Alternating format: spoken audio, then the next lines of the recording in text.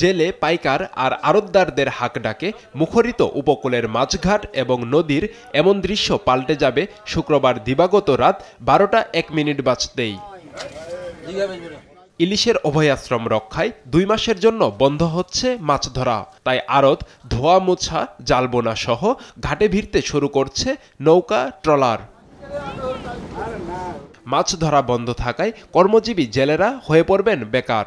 এতে উপার্জন বন্ধ থাকায় পরিবার পরিজন নিয়ে চরম অভাব অনটনের দুশ্চিন্তায় তারা।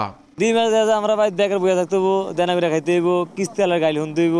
অভিযানটা যদি ফোয়া মাছটাও যদি জেলেরা ধরতে পারতো তাহলে কিছুটা হইলো জেলেরা ছেলে মেয়ে নিয়ে আরো বাকি যোগী আছে তাদেরকে নিয়ে একটু চলাচল করতে পারতো।